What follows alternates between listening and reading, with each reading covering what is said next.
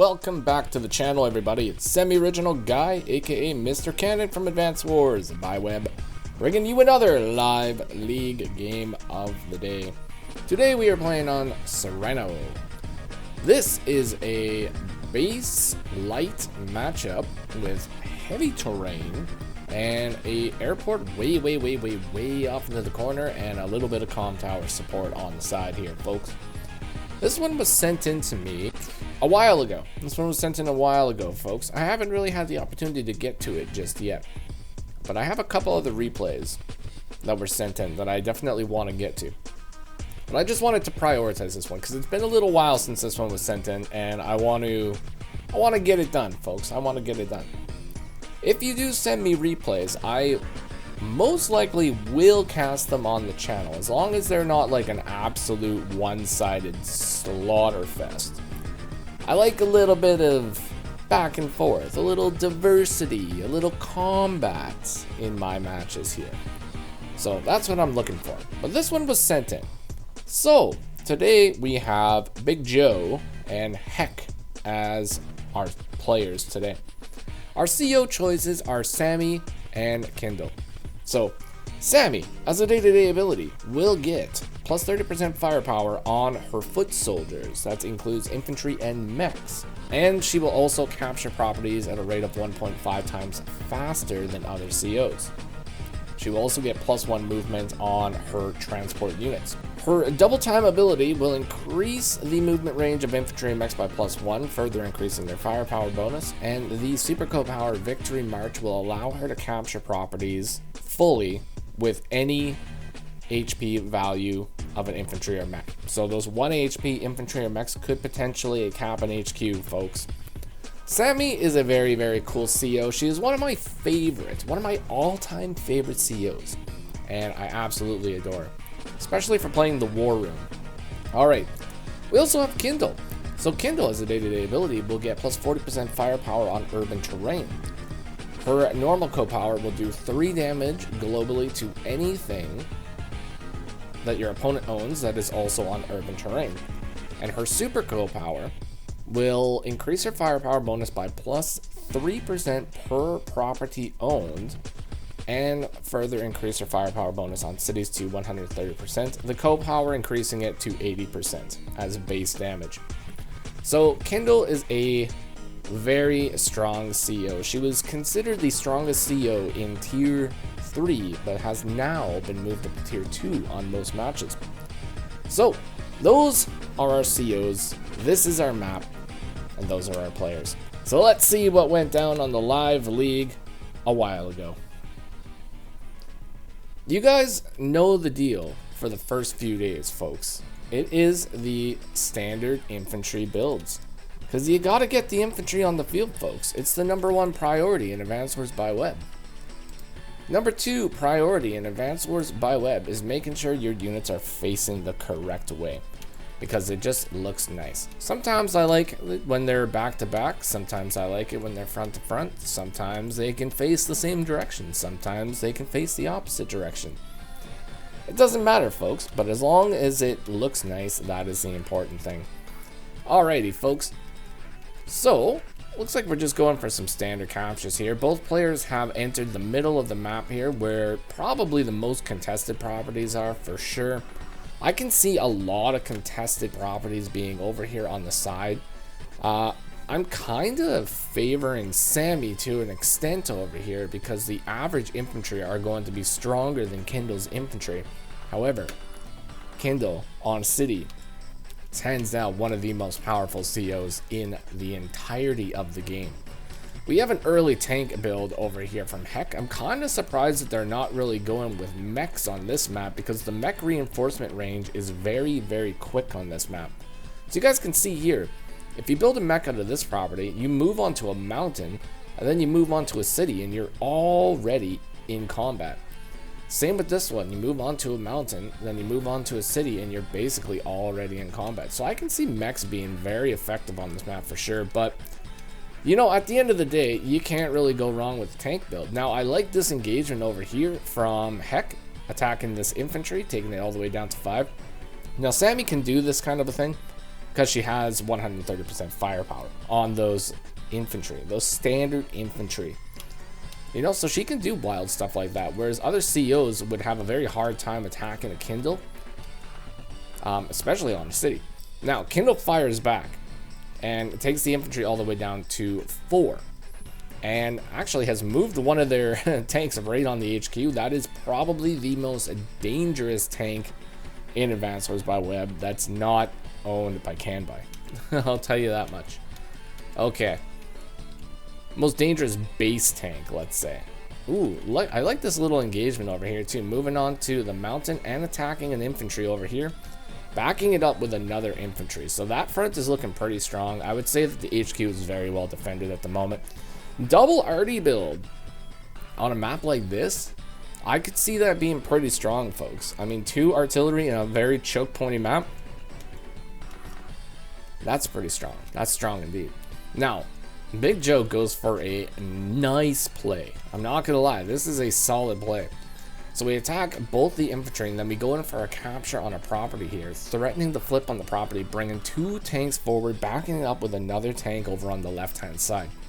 This is going to be very, very difficult to deal with. Probably like your best bet of dealing with this would be to move an infantry here, maybe attack the tank from the other side. You wouldn't be able to do that. You would have to figure out some way to attack so that your artillery would have an advantage. Like, you might be able to move. I mean, there's lots of things you could do. I would say that maybe moving the infantry here, attacking the tank, and then putting the artillery on the city so that you have a nice block right here. And then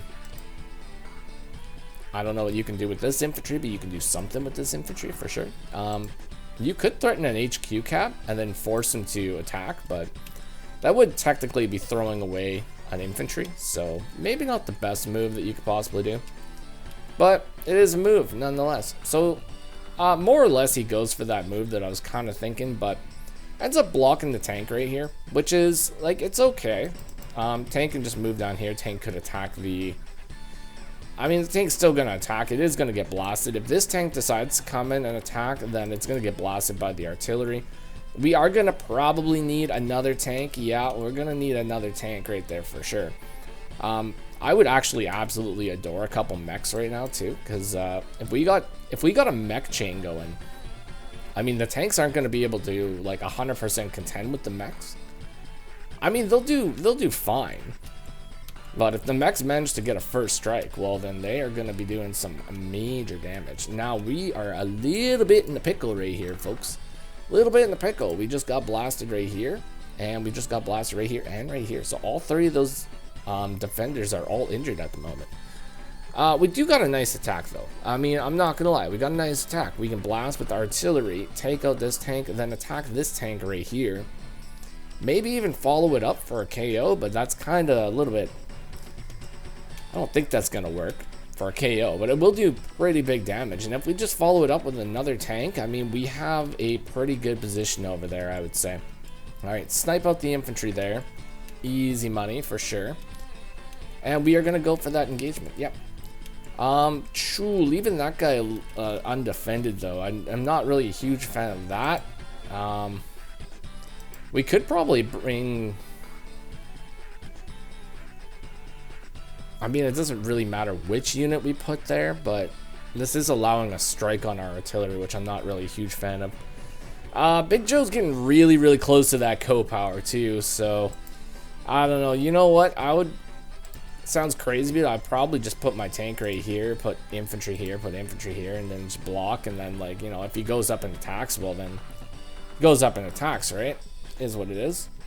But we'll see. We'll see if this pays off or not. That's going to do nothing, unfortunately. But we built the battlecopter and a mech. So now we got the mechs flowing, folks. Mechanized warfare. That's what it's all about. Bazooka boys. All right, let's see. Let's see what happens here. I do fear for this artillery, but, I mean, if he goes in for the artillery strike, it's probably going to be good for him, I'm not going to lie, because we will have like a 4 HP tank and an 8 HP tank, but that's not going to be able to do like a whole lot against the tanks. Battlecopter coming in will do a lot against the tanks. I don't know. You know, it might be worth it to take the engagement. Might not be. We'll see. That's a huge engagement, though. That is a massive engagement. Oh, boy. Yeah, that's a much better play. So, well, that guy is done. But we can't attack this guy. But imagine if we had a mech. Oh, boy. If we had a mech right now, things would be pretty good. Big Joe's got the anti-air on the field, though. That's going to be huge.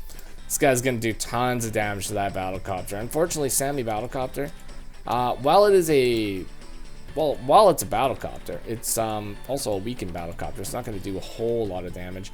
This is leaving an artillery in position of a tank strike, but if we do decide to double time, we can pretty much eliminate this tank if he decides to go in.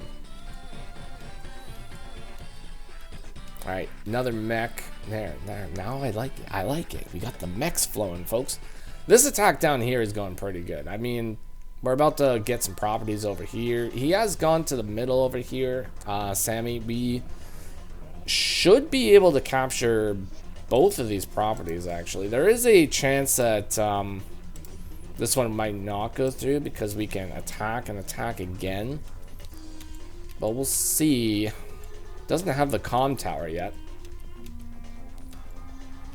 Oh, what did we sack into? Okay, so we attacked the 9 HP, taking that guy down to 7. Then we popped the Urban Blight, so that was for the charge. Boom, Urban Blight. Yep, we're gonna interrupt that one. Oh my god, that damage. Oof. Oof! That's some damage. Alright, so we do have double time now. That was a pretty big hit. Pretty big hit. Pretty big hit indeed. I'd probably pop double time here. I'm not even gonna lie. I mean, double time would be fairly good. Well, I guess we would only get one attack out of double time, and it's an attack we can already get. But I like me some double time, folks. I like me some double time. We could actually sacrifice the battlecopter here, because we can go in with battlecopter, attack, and attack, take out a tank, move the mech forward, and then do something else. But we can take out a tank in exchange for a battlecopter. Have another battlecopter along the way. I guess he's got 2 anti-air now, so options are getting a little bit limited. I would probably prefer to see just one of those guys get cleared, but I mean 2 is fine. I like the shift over here in the middle. That's pretty cool too. Looking pretty strong.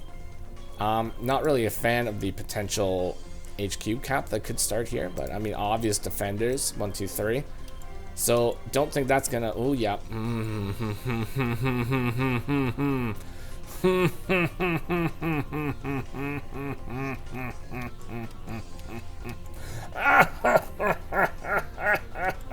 That's nasty. That is a nasty, nasty attack right there. Like Big Joe just went for it. And this is a beautiful, beautiful block right here too. I mean, this tank's not going to be able to go over here.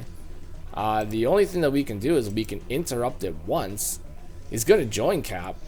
And unless we actually get something to attack it again, well then we're going to be in a very, very bad spot. We do have Victory March. So we're going to pop the Victory March. Let's see what we managed to do here with that guy. Does Victory March allow us to 1, 2, 3, 4, 5? Oh, that's lucky. That's lucky. Oh no, don't go for that one. Oh, we should have sacked and then attacked. Like you know what we do is like we sack, then we sack, then we sack, and then we attack. sack, and attack. That's what we do. All right, flipping 2 properties, going in for the attack. Okay, that's fine. I guess that works anyways. But either way, stealing them properties. That's what it's all about. All right, so we got a nice property lead. Not gonna lie, that Victory March put us up to 21,000. It's huge. It's huge. I mean, we can start busting out the classy boys every single turn at this point. So we are gonna attempt to flip one of the properties, and that is a big attack on that mech. Absolutely KOing him. Absolutely KOing that as well. Ooh, yep, that's a fair hit also. So can't really go wrong with that one. We're gonna attempt to continue the HQ capture. This one can be interrupted, but it's gonna be at the cost of tanks, so that's gonna be pretty gnarly. Pretty gnarly indeed. And the battle copters are coming in. Ooh. Alright, so we get the interrupt, take it down to 4, attack. Kind of running out of options over here. Like, what are you gonna do? Like, we're gonna have to bring this infantry, like, I would say bring this like, oh, the copter though. Oh, this is a tough situation, folks. I'm not even sure what to do in this situation. Rocket. Yeah. Alright, we got the rocket. Gonna base lock ourselves to ensure that we do not lose this HQ. Now, if it works, I mean, that's gonna be pretty good. It's gonna be a 9 HP next turn. So let's see if that's gonna be enough. So this guy needs 6. We are gonna be able to double strike this tank right here. So that guy's gonna get taken out. We don't have any other units to sit there. Yeah. Okay, so that's gonna be a free hit on that guy. So we should be able to clear. Oh, the only problem with clearing it though. Oh, and this is such a double-edged sword. Such a double-edged sword. So we can clear it, but then we're gonna lose the base. If we clear the HQ, we lose the base. Yeah, fair resign for sure. I mean, that's pretty much all that you can do in that situation. After, like, if you lose the base, it's basically game over at that point. I mean, base light, you lose a base. That's fair. That is absolutely fair. Because the way that it would work, right? So he would cap, he would move this guy right here. And then even if he moves this infantry, like, let's say over here to block this guy, right? All the copter has to do, copter loops around, attacks once. Then, like, this tank comes up, attacks here. Well, we would have to clear this tank, but this tank would have to attack here. So it's going to be here. So that's going to be an open channel. So yeah, this guy just moves over here, and then we cover base. And that's game. So yeah, that's about it. That is about it, folks. What a match. What a match. Sammy gets HQ cap. Not something you see every single day. Wild match though. Sammy definitely had some potential in this map for sure. But I think, like, I don't know, you know? Like, once we got here, I guess we could have played a little bit differently. I feel like we should have used a couple more mechs. You know, mechs. This turn is like, I think this is like the play where it kind of like all sort of went wrong, more or less. I mean, we can attack here, but then we want to lure people into our artillery range. We don't really want to give them options to attack outside of the artillery range. So allowing this hit right here, that follow-up right there, that basically just broke this side, forced the fighting to happen over here, and then Hecc is unable to actually devote enough attention to this side to prevent the inevitable HQ cap that's going to happen. So either way, GG, well played indeed. Hopefully you guys enjoyed that little short fun match. Congratulations to BigJoe once again. And, you know, I think that's going to be it, folks. So make sure to like, comment, subscribe. I will see you all on the next one. Take care of yourselves, and bye-bye for now.